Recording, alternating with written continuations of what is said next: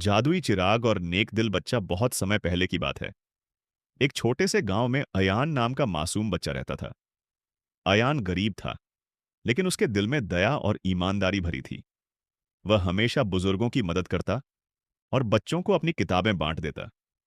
एक दिन वह जंगल में लकड़ियां इकट्ठा कर रहा था।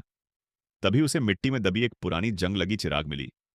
जिज्ञासावश उसने चिराग को रगड़ा और अचानक धुएं के बादल से एक बड़ा सा जिन्न प्रकट हुआ। जिन्न ने गहरी आवाज में कहा, ओ नेक दिल बच्चे, मैं इस चिराग का जिन्न हूं। तुम्हें जो भी चाहिए मुझसे मांगो। अयान कुछ देर सोचता रहा। वह चाहता तो सोना, महल या ताज पहन सकता था, लेकिन उसने धीमी आवाज में कहा, मुझे सिर्फ इतना दो कि मेरे गांव के किसी भी गरीब के घर भूख न रहे।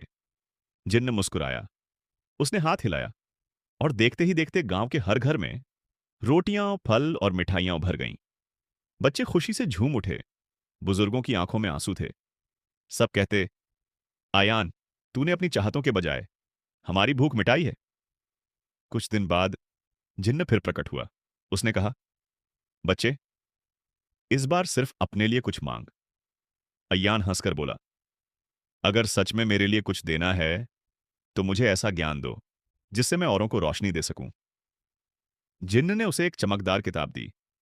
उस किताब में अच्छाई, सब्र और सच्चाई के जादुई किस्से लिखे थे। अयान रोज बच्चों को वह किताब पढ़कर सुनाता। गांव में झगड़े कम होने लगे और मोहब्बत बढ़ने लगी। जिन्न हर बार आकर देखता कि अयान ने अपने लिए कुछ नहीं मांगा, सिर्फ और सिर्फ लोगों की भलाई की दुआ की।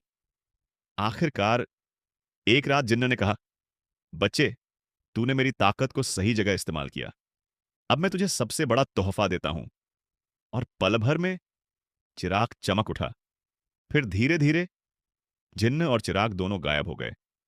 गांव वालों ने देखा कि अब अयान के दिल से ही रोशनी निकलती है। जब भी कोई दुखी होता, वह रोशनी उसे सुकून दे देती। धीरे धीरे गांव खुशहाल हो गया। सब समझ गए कि असली दौलत सोना चांदी नहीं, बल्कि नेक नियत और दूसरों की मदद है।